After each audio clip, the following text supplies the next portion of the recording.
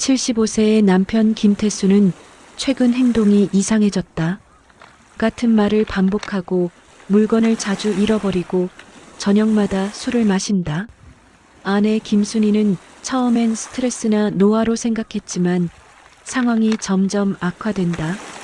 남편은 아들에게 화내고 며느리를 몰라보고 밤마다 가족을 깨우며 헤매인다. 더 심해지는 것은 남편의 음주 문제다. 매일 밤 술을 마시고 취한 상태에서 가족에게 폭언을 퍼붓는다.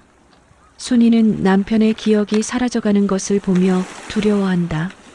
동시에 그 공포 속에서 술 냄새 나는 남편이 되어가는 모습은 그녀를 더욱 절망하게 만든다. 결국 아들이 아버지를 병원에 데려가자 진단은 초기 치매와 알코올 중독이다.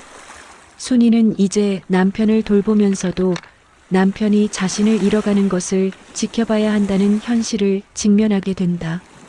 창밖으로 서울의 겨울이 내려앉고 있었다.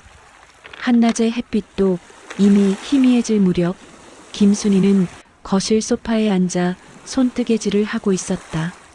바늘이 실을 엮는 딱딱하는 소리가 조용한 거실을 채웠다. 50년 가까이 이 소리를 들으며 산 그녀에게 이것은 명상이자 일상이었다. 72세의 순이의 손가락은 여전히 능숙했다.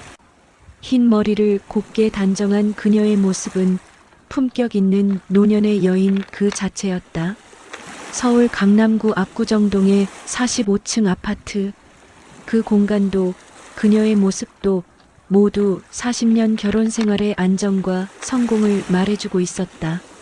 그런데 뭔가가 깨지고 있었다. 너무 천천해서 처음엔 눈에 띄지 않았지만 이제는 아무리 외면하려 해도 느껴지는 균열. 현관문이 열렸다. 남편 김태수가 들어왔다. 75세의 그는 여전히 멋진 남자였다. 정돈된 회색 정장, 펴진 머리, 위험 있는 어깨. 하지만 그의 걸음걸이가 예전 같지 않았다. 조금 불안정했다. 마치 몸이 중심을 잃은 것처럼. 다녀왔나? 순이가 손뜨개질을 멈추지 않은 채 물었다. 응, 회사 친구들 만나고 왔어. 술 한잔했고. 태수가 손가방을 테이블에 내려놓았다. 그 동작도 어색했다. 마치 물건이 너무 무거운 것처럼 또는 손이 정확히 기억하지 못하는 것처럼. 순이는 이상함을 느꼈다. 하지만 어떤 이상함인지는 정확히 알 수 없었다. 그저 작은 불편함. 마치 옷의 한쪽 단추가 하나 빠진 것처럼 전체 그림을 흐리게 하는 그런 종류의. 또 어제도 갔잖아. 요즘 자주 나가는군. 순이의 말에 태수의 눈빛이 흔들렸다. 뭐 은퇴했으니까 친구들도 만나야지. 그게 뭐 하는 짓이냐고. 태수의 목소리가 갑자기 높아졌다.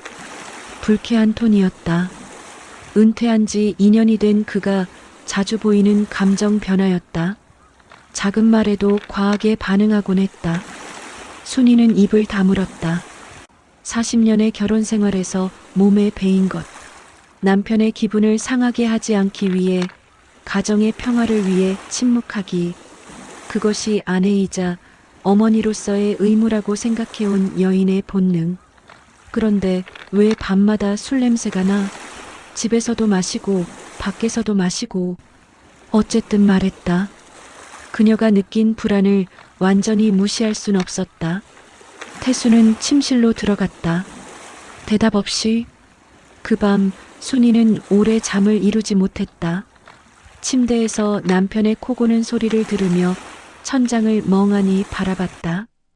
그의 몸에서 났던 술 냄새, 그의 얼굴에 패인 피로, 그의 눈동자에 떴던 불안함.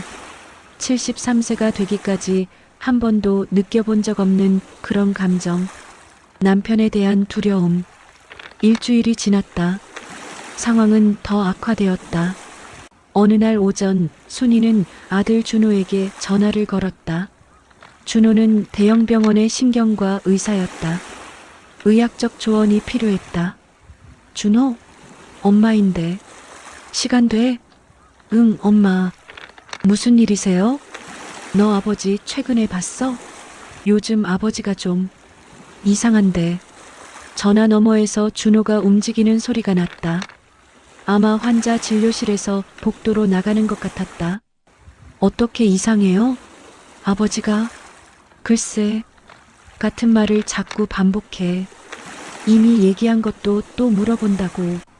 그리고 물건을 잃어버리고. 요즘 술을 정말 많이 마셔. 저녁마다. 침묵이 흘렀다.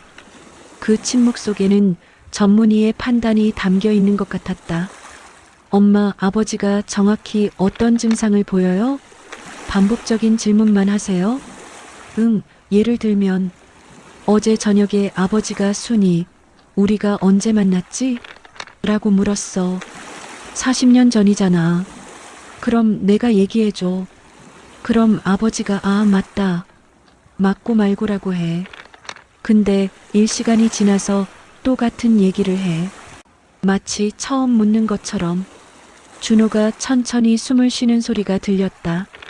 엄마, 혹시 아버지가 밤중에 이상한 행동을 해요? 가구나 물건을 찾으신다든지? 응. 어젯밤도 밤 11시쯤 방으로 들어갔는데 한 30분 뒤에 난리가 나더라고. 옷장에 있는 옷을 다 꺼내고 내 지갑이 어디 있어? 라고 소리쳤어. 지갑은 응접실 테이블에 있었는데. 준호의 목소리가 진지해졌다. 엄마, 아버지를 한번 병원에 데려가 봐야 할 것 같아. 제가 진찰할 테니까. 아버지 요즘 전체적인 행동이 좀 우려되네. 순이의 가슴이 철렁 내려앉았다. 자기 직감이 맞았다는 확인. 그리고 그것이 더 무서웠다. 그게 뭔가 큰일이야? 아직 확실하진 않는데 일단 검사를 받아봐야겠어요. 엄마가 말하는 증상들이 좀 신경이 쓰여요. 그날 오후 순이는 남편에게 병원 검사를 제안했다. 예상대로 태수는 거부했다. 뭐, 병원? 내가 뭐 하는데 병원을 가? 괜한 소리 하지 마. 근데 요즘 건강이 좋지 않아 보이는데. 그냥 한번 검진이나 받고. 나는 멀쩡해. 그냥 나이 먹으니까 좀 피곤한 거고. 그게 뭐 하는 짓이냐고. 태수가 신문을 펼쳤다. 대화를 끝내려는 제스처였다. 순이는 더 이상 말하지 않았다. 하지만 그녀의 마음속에는 무거운 돌덩어리가 떨어지고 있었다. 그 돌덩어리의 이름을 아직 몰랐지만 그것이 위험하다는 것은 느낄 수 있었다. 11월의 마지막 주 상황은 급속도로 악화되었다. 첫 번째로 눈에 띈 변화는 태수의 밤 시간이었다. 그는 자정을 기해 마치 누군가 깨우는 것처럼 벌떡 일어나곤 했다. 그리고 헤매인다. 거실을 돌아다니며 무언가를 찾으며 혼잣말을 한다. 뭐가 없어? 뭐가 없어? 여기는 어디야? 처음 며칠간 순이는 그를 진정시키려 했다. 태수, 집이야. 우리 집. 자, 침대로 가자. 집? 이게 우리 집이야? 내가 모르는데? 그런 식의 대화가 매일 밤 반복되었다. 밤 11시부터 새벽 1시까지, 때론 새벽 3시까지. 순이의 수면은 파편화되었다. 한두 시간 자다가 깨고 남편을 진정시키고 다시 침대로 돌아가고 그 반복. 72세의 여인은 빠르게 지쳐갔다. 그리고 낮 시간의 변화. 미라가 어느 날 오후에 어머니를 방문했다. 큐레이터인 딸은 이번 주 전시회 때문에 바빴는데 엄마가 전화로 좀 힘들다고 말했기에 온 것이었다. 거실에서 순이를 만난 미라는 어머니의 모습에 놀랐다. 엄마, 왜 이렇게 말랐어? 순이는 웃으려고 했지만 그것은 웃음이라기보다는 신음에 가까웠다. 그냥 좀 피곤해서. 요즘 아버지가. 그때 침실에서 태수가 나왔다. 오후 3시인데도 실이 헝클어진 모습이었다. 셔츠 단추도 제대로 잠겨있지 않았다. 누가 왔어? 태수가 물었다. 자기 딸을 보면서. 아버지, 나 미라야. 미라의 목소리가 떨렸다. 미라, 누가? 순이가 빨리 설명했다. 우리 딸 미라야. 큐레이터라고 미술관에서 일하는. 태수의 얼굴이 1초 정도 어리둥절했다가 다시 돌아왔다. 아, 미라구나. 미안해, 아빠가 좀. 아버지, 괜찮아. 다만 아버지가 좀 이상한데 우리 진짜 병원 가봐야 하는 거 아니야? 미라가 어머니를 바라봤다. 그 눈빛은 의료진이 아닌 딸의 우려였다. 순이는 고개를 끄덕였다. 준호가 말했어. 자기가 진찰해 주겠대. 주말에 한번 가보자고. 그 말이 끝나자 태수가 갑자기 목소리를 높였다. 병원? 또 병원? 나는 괜찮다고. 왜 자꾸 병원을 보낸다고? 아버지, 우리가 아버지 걱정하는 거야. 미라가 차분하게 말했다. 걱정? 나한테 뭐가 걱정될 게 있어? 나는 멀쩡한데? 태수의 목소리는 점점 커졌다. 공격적이 되었다. 나를 미친놈 취급하려고, 나를 정신병자 취급하려고. 아버지, 아무도 그런 말 안 했어요. 너희가 다 같이 나를 정신병자라고 생각하는 거지. 엄마, 너도? 태수가 순이를 바라봤다. 그 눈빛에는 상처와 분노가 섞여 있었다. 태수, 아무도 뭐라고 하지 마라. 내가 알아. 내가 다 안다. 태수는 침실로 들어갔다. 문을 쾅 닫았다. 그 소리가 울려 퍼진 후 거실에는 얕은 침묵이 남았다. 미라는 어머니의 얼굴을 봤다. 72세의 여인은 10살 더 늙어 보였다. 주름이 깊어진 것이 아니라 영혼이 조금 더 빠져나간 것처럼. 엄마. 미라가 엄마를 안았다. 괜찮아. 순이는 딸을 쓰다듬으며 말했다. 하지만 그 말은 딸에게가 아니라 자기 자신에게 하는 말인 것처럼 들렸다. 주말 순이는 남편을 병원으로 데려갔다. 준호의 병원. 신경과. 태수는 내내 침묵했다. 자동차 안에서도, 병원 복도에서도, 대기실에서도. 준호는 먼저 순이를 따로 불렀다. 엄마, 아버지 병력을 좀 더 자세히 들을 수 있을까요? 순이는 그동안의 변화들을 낱낱이 설명했다. 반복되는 질문, 사라지는 기억, 밤중에 일어나 헤매는 행동, 감정 기복, 그리고 점점 많아지는 음주. 준호는 메모를 하며 들었다. 의사의 얼굴로. 하지만 그의 눈은 아들의 눈이었다. 엄마, 아버지 평소에 술을 많이 마셨어요? 아니, 은퇴 전까진 저녁마다 한두 잔 정도만 마셨어. 지금처럼 많지 않았어. 그렇군요. 그럼 마시는 이유가 뭐라고 하세요? 스트레스? 할 일이 없어져서? 뭐 그런 얘기를 하더라고. 준호가 천천히 숨을 쉬었다. 엄마, 아버지의 증상들이 초기 치매의 특징적인 모습을 보여요. 단기 기억 상실, 야간 착란, 성격 변화, 그리고 음주. 준호가 말을 잇지 못했다. 음주가? 알코올이 때때로 치매를 가속화할 수 있어요. 특히 뇌의 특정 부분이 손상되고 있는 상황에서는 더 그렇고요. 순이의 얼굴이 창백해졌다. 치매? 태수가 치매인가? 정확한 진단을 위해 여러 검사가 필요해요. 인지 기능 검사, MRI, 피 검사 등. 하지만 현재까지의 증상들을 보면 초기 치매일 가능성이 높습니다. 순이는 아들의 말을 들었지만 그 말들이 뇌에 도달하지 않는 것 같았다. 마치 물 위에 떨어진 소리처럼. 아버지를 검사실로 데려갈까요? 준호가 물었다. 순이는 고개를 끄덕였다. 기계적으로. 검사는 1시간 이상 걸렸다. 인지 기능 검사부터 시작해서 여러 검사. 순이는 대기실에 앉아 천장을 바라봤다. 형광등. 그것이 유일하게 그녀의 시선이 머무를 수 있는 곳이었다. 태수는 치매? 40년을 함께 살아온 그 남자가 자신을 점점 잊어갈 것이란 말인가? 그 생각이 드는 순간 순이의 가슴이 메어졌다. 검사 결과는 일주일 뒤에 나왔다. 준호는 아버지와 어머니를 따로 만났다. 의사로서의 전문성과 아들로서의 동정심을 모두 담은 목소리로 아버지는 초기 알츠하이머 치매로 진단되셨습니다. 그리고 함께 알코올 의존증을 보이고 있습니다. 태수는 창 밖을 봤다. 얼마나 심한 건가? 준호가 오래 생각했다. 현재로선 초기 단계입니다. 약물 치료와 생활 습관 개선으로 진행 속도를 늦출 수 있어요. 하지만 알코올은 반드시 줄여야 합니다. 줄인다고 알코올 중독이 사라지나? 태수의 목소리는 차분했다.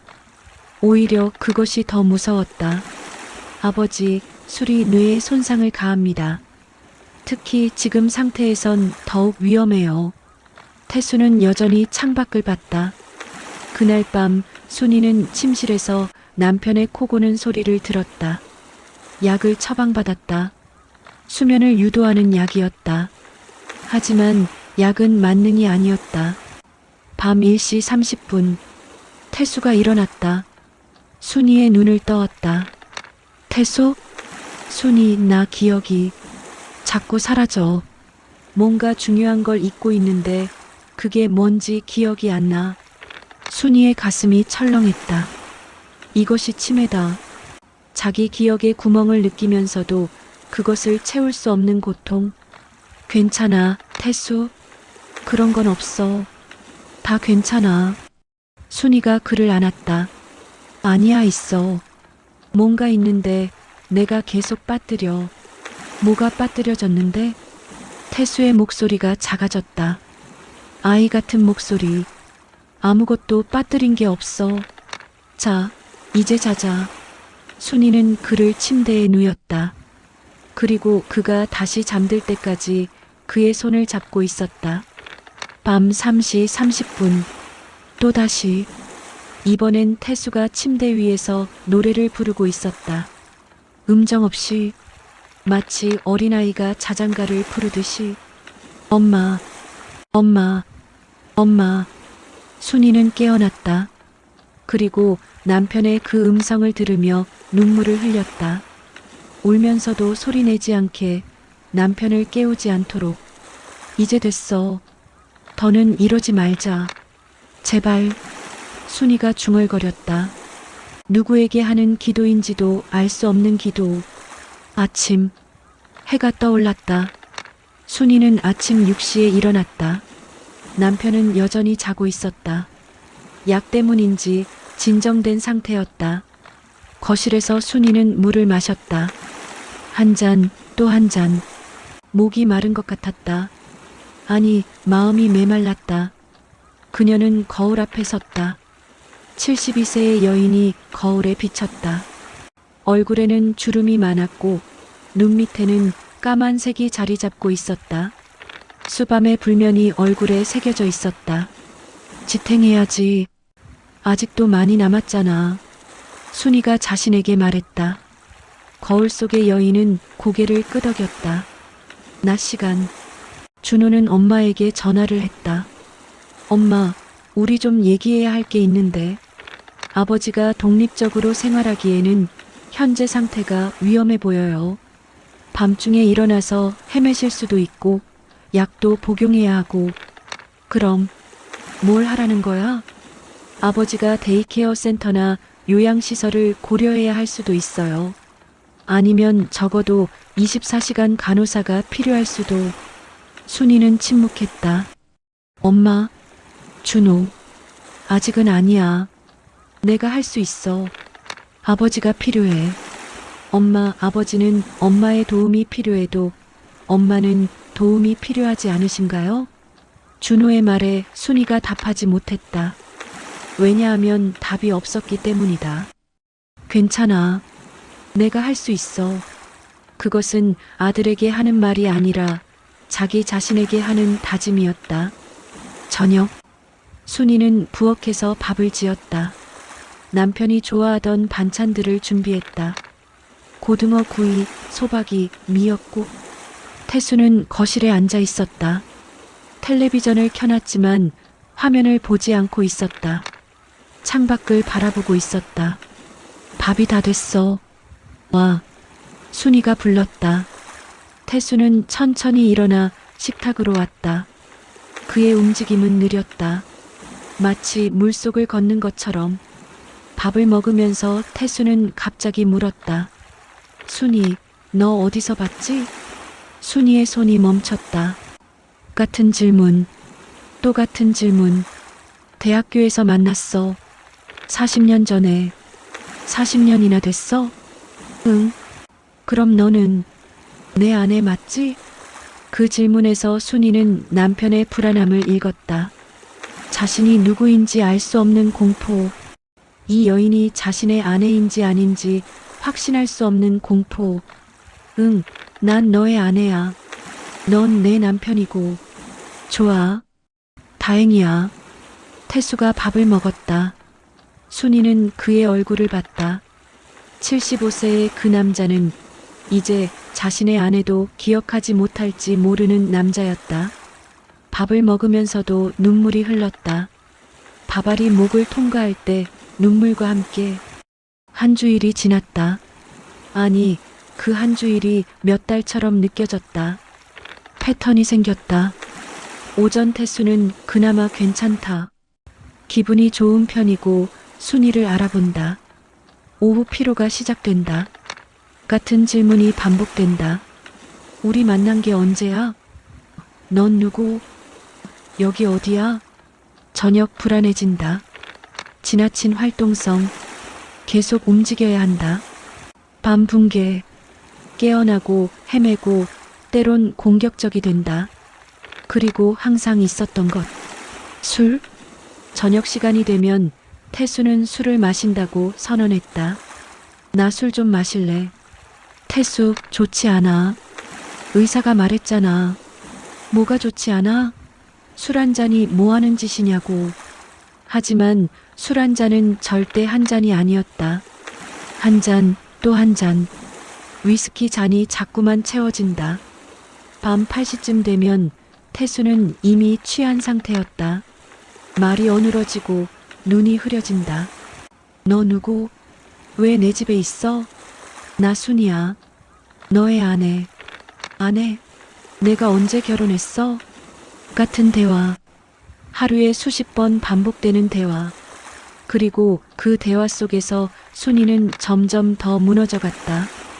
어느 날 밤, 태수는 술이 가득 취한 상태로 순이에게 말했다. 너 나한테 뭐 하는 거야? 내 기억을 자꾸 지워. 넌 누구? 왜 자꾸 날 헷갈리게 해? 태수, 나 순이야. 진정해. 진정? 진정하라고? 내 머리에서 자꾸 뭔가 빠지는데 넌 그게 뭐 하는 일이야? 이게 뭐야? 이게. 태수가 갑자기 창을 향해 욕설을 퍼붓기 시작했다. 순이가 들어본 적 없는 말들. 태수? 순이가 소리쳤다. 태수가 순이를 바라봤다.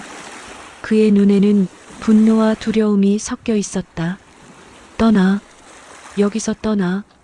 너 이 집에 올 자격 없어. 태수, 제발. 떠나. 태수가 소파에서 일어나려다 비틀거렸다. 거의 넘어질 뻔했다. 순이가 그를 안으려 했지만 태수는 그녀를 밀쳤다. 손대, 손대. 순이는 바닥에 넘어졌다. 무릎에서 피가 났다. 그 순간 태수의 눈빛이 변했다. 분노에서 공포로. 순이? 응, 괜찮아. 순이가 일어섰다. 무릎에서 피가 흐르고 있었지만 그녀는 태수를 바라만 봤다. 내가 뭐 한 거야? 태수가 물었다. 아이 같은 목소리로. 아무것도 아니야. 괜찮아. 순이는 거짓말을 했다. 그 밤 순이는 욕실에서 무릎을 치웠다. 피를 닦고 밴드를 붙였다. 거울에 비친 자신의 모습을 봤다. 40년을 함께 살았는데 순이가 혼잣말을 했다. 핸드폰이 울렸다. 미라였다.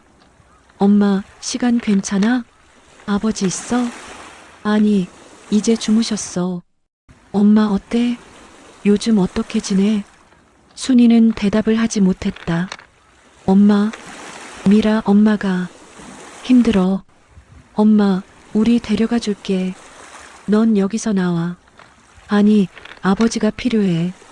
나한테 우리 아버지가 필요한 거야. 그럼 우리가 들어갈게. 엄마 혼자 하는 건 말이 안 돼. 순이는 고개를 끄덕였다. 비록 핸드폰 화면이므로 미라는 볼 수 없지만 고마워, 미라. 전화를 끊은 후 순이는 욕실 거울 앞에 한참 동안 섰다. 그리고 그녀의 눈에서 눈물이 흘렀다. 준호와 미라 그리고 미라의 남편 종훈이 엄마 아버지의 집에 들어갔다. 엄마, 정말 많이 힘들었어? 미라가 엄마를 안았다. 괜찮아, 괜찮아. 아버지가 힘든 거지. 순이는 딸을 떨어뜨렸다. 항상 그래왔다. 자신의 고통보다 가족의 고통을 먼저 생각하는. 엄마, 지금부터는 우리가 도와줄 거야. 혼자 하지 마. 준호가 말했다. 의사로서 그리고 아들로서. 태수는 거실에서 준호를 봤을 때 반가워했다. 하지만 그것도 순간뿐이었다. 넌 누구? 여기 왜 왔어? 아버지, 난 준호예요. 아버지 아들. 아들? 내가 아들이 있어? 준호가 침을 삼켰다. 그것이 첫 번째 충격이었다. 자신의 존재 자체를 기억하지 못하는 아버지. 네, 아버지. 저 준호입니다. 준호는 의학 지식과 현실 사이에서 흔들렸다. 뇌가 점점 사라지고 있다.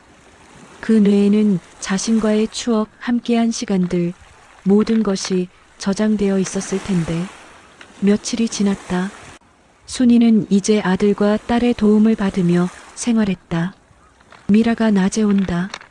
종우는 밤에 온다. 준호는 매일 저녁 건강 상태를 체크한다. 하지만 상황은 나아지지 않았다.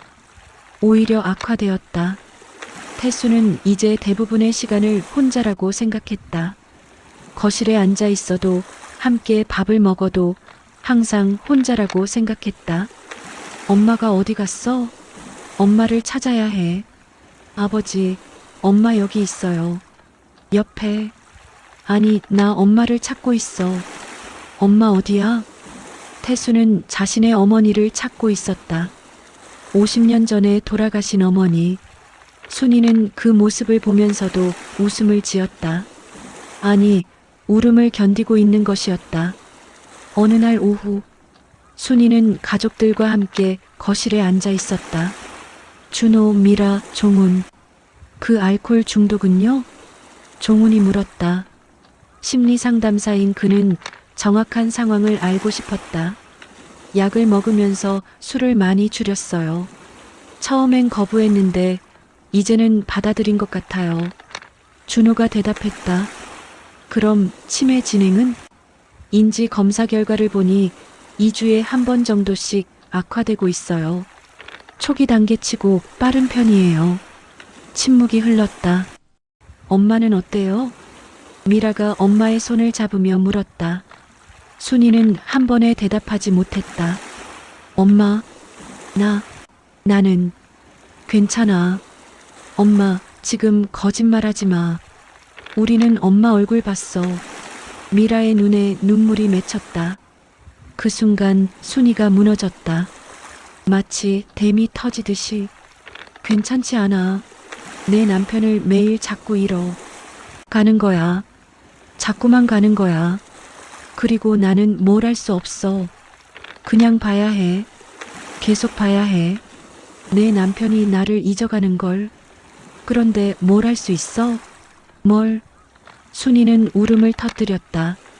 40년을 참아온 울음이 한 번에 터져 나왔다. 준호는 엄마를 안았다. 엄마, 괜찮아요. 우리가 있어요. 괜찮지 않아.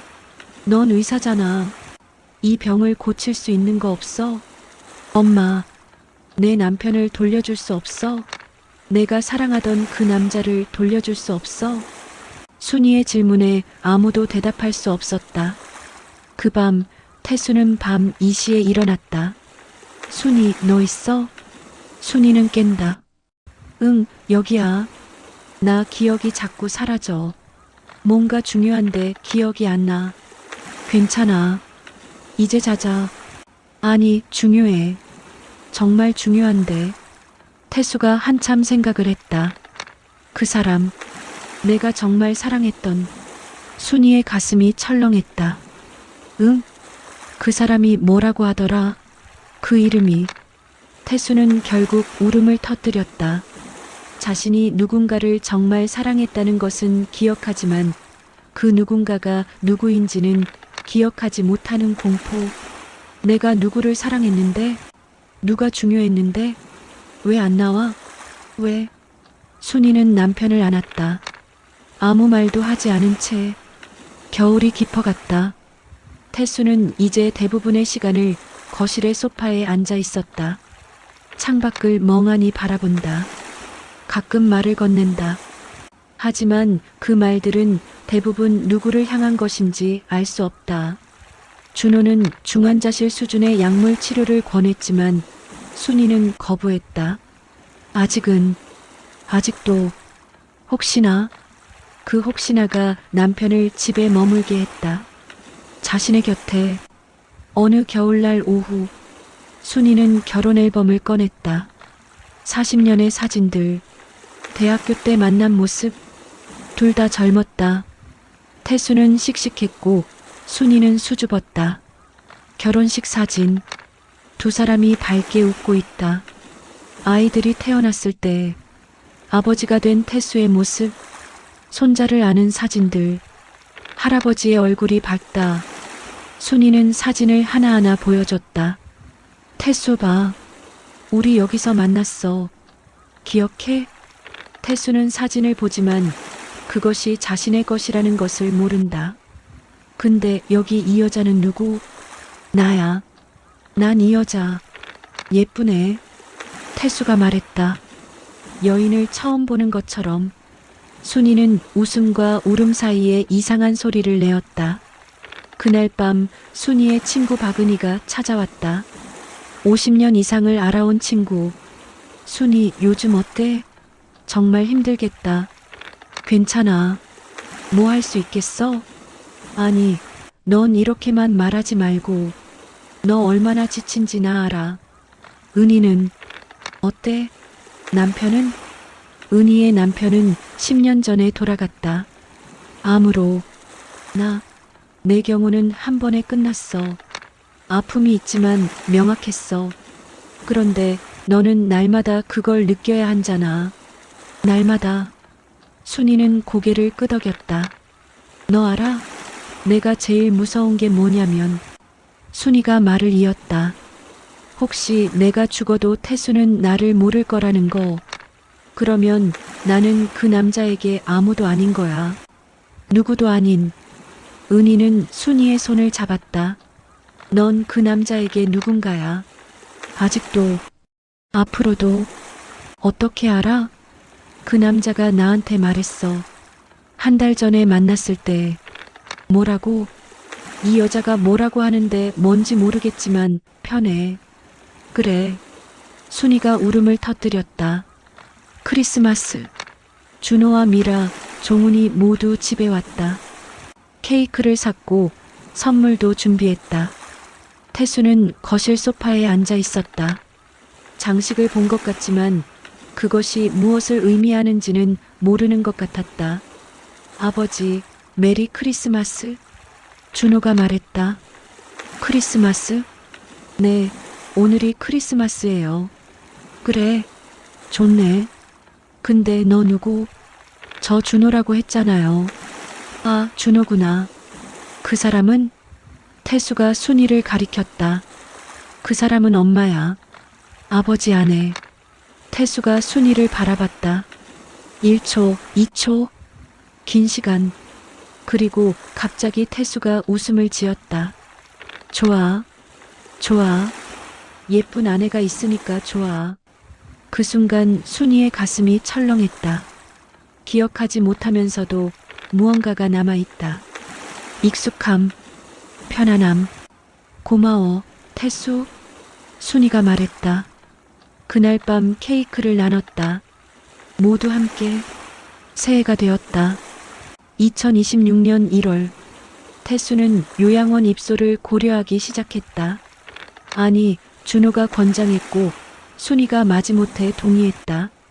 선택지가 없었다. 태수는 이제 24시간 돌봄이 필요했다. 그리고 순이는 그것을 혼자 할 수 없었다. 72세의 여인이 75세의 치매 환자를 혼자 돌볼 수는 없었다. 마지막 날, 순이는 남편을 요양원에 데려다 주기 전에 한 번 더 집을 걸었다. 두 손을 잡으며, 태수, 너 이 집 기억해? 여기가 우리 집이야? 응, 우리 40년을 함께 산 집이야. 순이는 방을 하나하나 보여줬다. 침실, 거실, 주방, 욕실. 여기서 얼마나 많은 일들이 있었을까? 순이가 중얼거렸다. 태수는 소파에 앉았다. 갑자기 깨인 것처럼 눈을 떴다. 순이, 넌 누구? 왜 계속 나랑 있어? 그 질문에 순이는 웃음을 터뜨렸다. 비로소 솔직해질 수 있는 웃음. 태수, 난 너의 아내야. 넌 내가 사랑하는 사람이야. 그래, 좋네.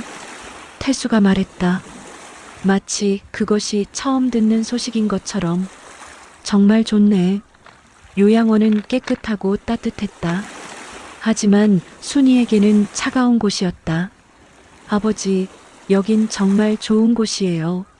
좋은 사람들이 있고 항상 누군가가 곁에 있을 거예요. 준호가 말했다. 태수는 고개를 끄덕였다.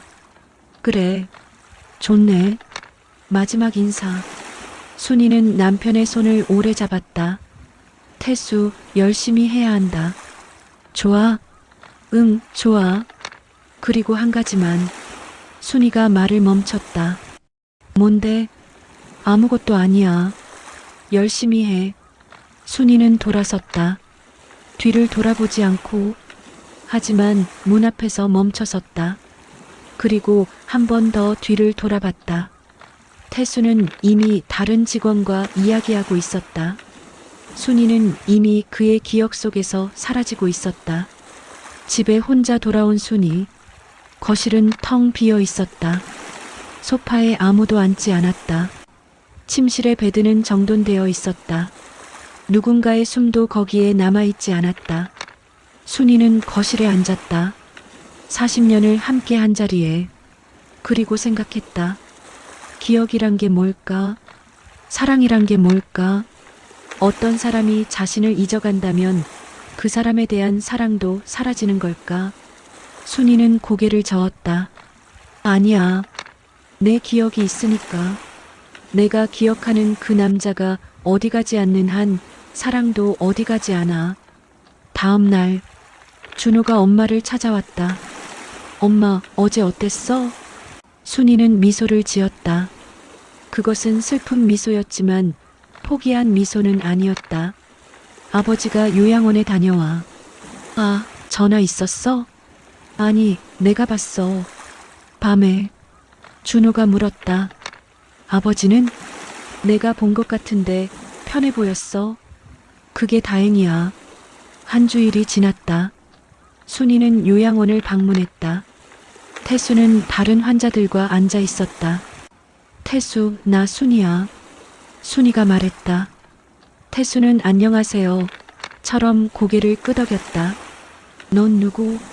난 너를 심하게 사랑했던 사람이야. 태수의 얼굴이 부드러워졌다. 기억은 없지만 어떤 감정의 파편은 남아있는 듯 했다. 그래, 고마워. 그럼 우리 친구하자. 응, 좋아. 그렇게 순이는 남편의 새로운 친구가 되었다. 3개월이 지났다. 순이는 일주일에 3번씩 요양원을 방문한다. 때로 태수는 순이를 알아본다. 그런 날은 희귀하지만 그럴 때마다 순이의 가슴은 뛴다. 순이 뭐 했어? 그냥 있었어. 넌? 나도 그냥 있었어. 그런 대화들이 이제 순이의 삶이다. 하지만 그것도 괜찮다고 그녀는 깨달았다. 왜냐하면 기억이란 건 두 사람 모두가 가져야 하는 것만은 아니기 때문이다. 한 사람의 기억이 둘 다를 위해 충분할 수 있다. 순이는 남편을 본다. 그리고 웃는다. 태수, 이따 또 올게. 태수는 고개를 끄덕인다. 그래, 고마워. 순이가 요양원을 나간다. 눈이 소복이 내린다. 1월의 서울. 그리고 내일, 그 다음 날, 그 다음 날도 온다. 날마다 온다. 왜냐하면 기억이 남아있기 때문이다. 40년의 기억이 남아있기 때문이다. 기억이 사라지는 질병 속에서도 한 여인은 기억한다. 그것이 사랑의 본질 아닐까? 계속되는 기억, 반복되는 방문, 끝나지 않는 사랑. 그것이 김순희의 이야기다. 구독과 좋아요는 저희에게 큰 힘이 됩니다. 여러분의 따뜻한 응원이 더 좋은 이야기를 전하는 원동력이 되어요. 구독 버튼과 좋아요 버튼을 눌러주시면 감사하겠습니다.